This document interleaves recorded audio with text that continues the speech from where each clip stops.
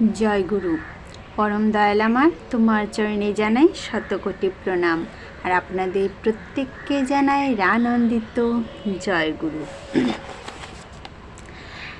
বাধ্য হবে টাকা বা অর্থ আসতে।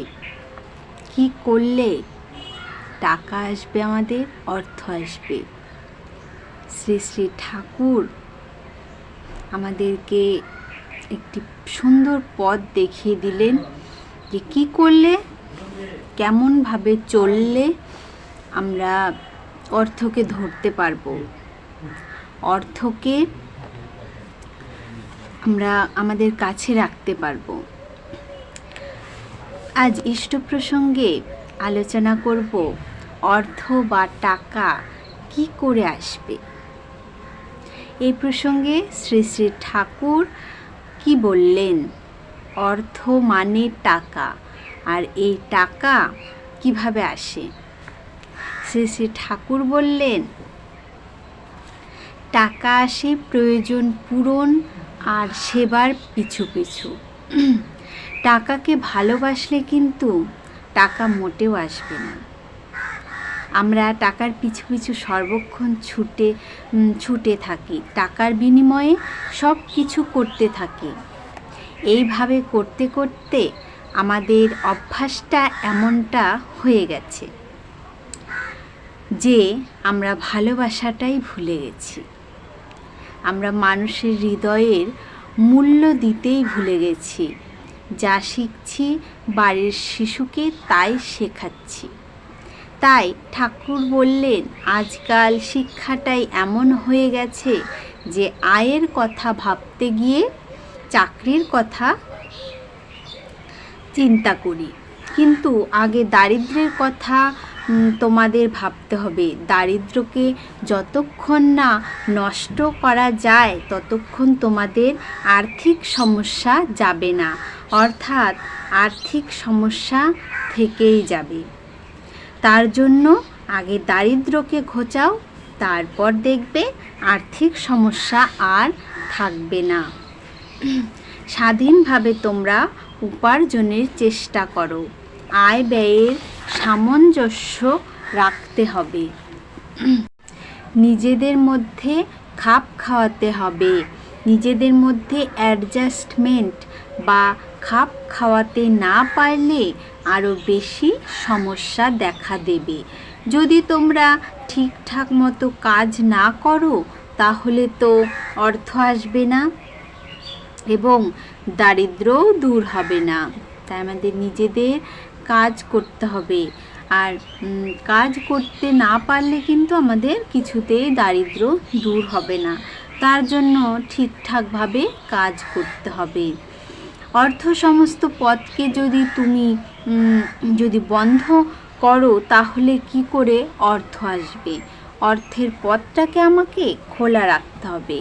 আর আমি যদি অর্থের পথটা বন্ধ করে দিই তাহলে তো আমার অর্থ আসবে না। অর্থ আসার জন্য প্রয়োজন নিজেদের মধ্যে অ্যাডজাস্টমেন্ট বা সামঞ্জস্য। তা না হলে অর্থ আসতে পারে না। শ্রী শ্রী ঠাকুর বললেন, স্বভাবে সব নষ্ট হয়ে যায়। আমরা বলি না, অভাবে স্বভাব নষ্ট, আর স্বভাবে কিন্তু সব কিছু নষ্ট হয়ে যায়। আমাদের স্বভাবকে আগে ঠিক রাখতে হবে। তার জন্য কি করতে হবে? আমাদের সেবা দিতে হবে। এর আগে আমি একটি ভিডিওতে দিয়েছিলাম নিঃস্বার্থভাবে সেবাদান। আমাদের শ্রী শ্রী ঠাকুর সেটাই বলেছেন যে আমি যদি কিছু আয় করি তার থেকে যদি আমি কাউকে নিঃস্বার্থভাবে সেবা দিতে পারি তাহলে কিন্তু আমাদের অর্থের কোনো সমস্যা থাকবে না। কারণ আমি যতটা সেবা দেব শ্রী শ্রী ঠাকুর আমাদের ততটা তার দ্বিগুণ আমাদের ফিরিয়ে দেবেন। অর্থকে ভালোবাসা চলবে না, আর সব কিছু পরম পিতাকে দিয়ে দিতে হবে। যে নিঃস্বার্থ দান যেটা বলে, আমরা যদি সেরকম দান করতে পারি, কাউকে সেবা দিতে পারি, তাহলে পরম পিতা আমাদের প্রতি খুশি হবেন এবং আমরা যেটুকু দেব তার ডবল আমরা ফেরত পেতে পারি। নিজের সব কিছু তাকে দিয়ে দিতে হবে। তাকে সব কিছু দিয়ে দিলে কি আমি একেবারে শূন্য হয়ে যাব? তা কিন্তু নয়। তাকে দেওয়া মানে আমার এই অর্থের উপর লোভ নষ্ট হওয়া। এই অর্থের প্রতি লোভ হলে অর্থ আসতে চায় না, অর্থকে আসতে দেয় না এই লোভ। আমাদের অর্থ আসার পথে বাধার সৃষ্টি হয়। তারপর অর্থকে আনতে হলে আমাদের তার জন্য কি করতে হবে?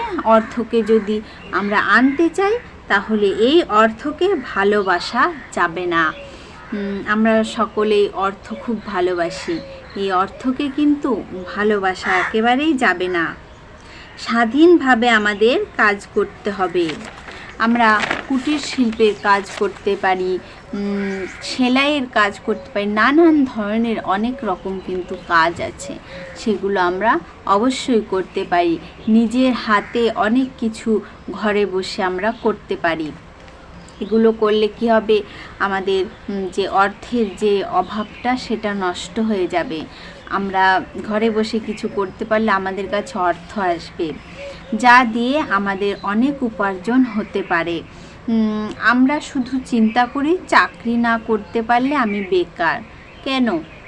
আরও অনেক কাজ আছে যেগুলো আমরা চাকরি না করতে পারলে কি হলো, অন্য কাজগুলো আমরা করতে পারি।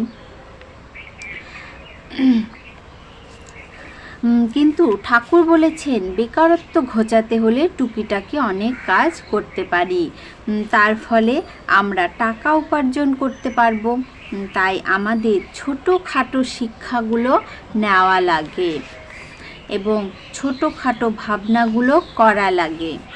তার জন্য আজকালকার শিক্ষা এগুলি নষ্ট করে দিচ্ছে। আজকাল যে শিক্ষা আমরা পাচ্ছি, আমরা যে টাকার পিছনে ছুটছি, এই শিক্ষাটা আমাদের ভাবধারাকে নষ্ট করে দিচ্ছে, আমাদের জীবনটাকে নষ্ট করে দিচ্ছে। আমরা সবসময় টাকার পিছনে ছুটছি। তাই আমাদের শ্রী শ্রী ঠাকুর বললেন টাকার পিছনে তো আমাদের ছুটতেই হবে, টাকা আমাদের উপার্জন করতেই হবে। সে আমি যে যা করে ছোটোখাটো কাজ করে উপার্জন করি না কেন, কিন্তু সেই টাকা থেকে আমাদের ঠাকুর, আমাদের ভগবানকে নিঃস্বার্থভাবে দিতে হবে। কোনো প্রশ্ন রাখা যাবে না মনে, কেন দিচ্ছি, কিসের জন্য দিচ্ছি। কোনো প্রশ্ন না করে তাকে দিয়ে দেখুন, আপনি তার দ্বিগুণ ফেরত পাবেন। আর মানুষের সেবা করুন।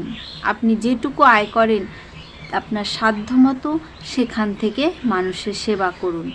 দেখবেন আপনার উপরে দয়াল ঠাকুরের কৃপা হবে, আপনার আয় বৃদ্ধি হবে। এগুলো কিন্তু এমন এক একটা ঘটনা আছে, এমন এক একটা ঘটনা শ্রী শ্রী ঠাকুর আমাদের সঙ্গে ঘটিয়ে থাকে যেগুলো বিশ্বাস করা যায় না, কিন্তু এমন অনেক ঘটনা আছে যেগুলো ঠাকুর একটি ছোট কাজকে হঠাৎ করে বড় করে দিতে পারে। এমন চমৎকারও কিন্তু হতে পারে। তাই শ্রী শ্রী ঠাকুরের কথা মেনে চলুন, নিঃস্বার্থভাবে সেবা করুন। আর আপনার আয় থেকে আপনি যে ঠাকুরেরই দীক্ষিত হন, যে ঠাকুরেরই আপনি ভক্ত হন, তাকে নিঃস্বার্থভাবে সেবা দিন। আজকের আলোচনা প্রসঙ্গ এই পর্যন্তই। আপনারা সবাই ভালো থাকুন, সুস্থ থাকুন। জয় গুরু।